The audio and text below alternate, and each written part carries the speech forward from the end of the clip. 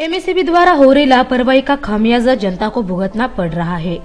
कुछ दिन पहले नवीन पनवेल में डीपी बॉक्स में करंट लगने से एक व्यक्ति की मौत हो गई थी, मगर ऐसी दुर्घटना से भी एमएससीबी प्रशासन की नींद नहीं खुली है।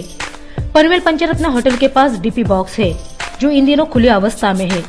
इस डीपी बॉक्स के आसपास रिक्शा स्टैंड, पान का थैला तथा चाय की टपरी है। यहाँ के लोगों का कहना है कि इस खुले डीपी बॉक्स के बारे में हमने कई बार एमएससीबी में शिकायत दर्ज करवाई, लेकिन एमएससीबी प्रशासन द्वारा कोई भी कार्यवाही नहीं की गई है। अनेक दिवस हा बॉक्स या अवस्थेमध्ये आहे। या ठिकाणी रहदारी असते, या ठिकाणी लोकांची वर्दळ असते। या ठिकाणी सकाळी 4 वाजल्यापासून एपीएमसी जो आपला मार्केट आहे त्या ठिकाणी भाजी विक्रेते आणि भाजी विकत घेणारे अशा लोकांचा मोठा जमावडा असतो।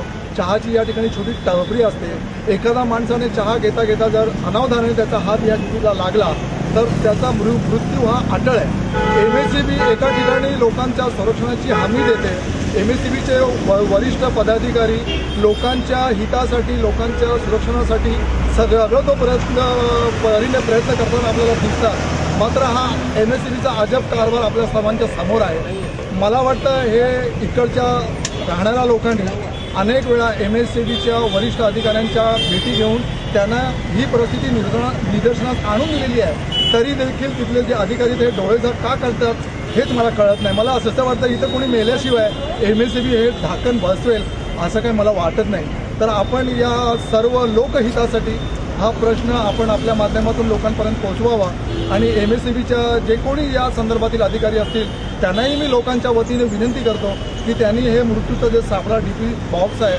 याला त्वरित झाकण बसून पनवेलच्या नागरिकांचं जीवाचं संरक्षण करावं। अब ऐसे में देखना ये होगा कि एमएससीबी प्रशासन कब हरकत में आता है।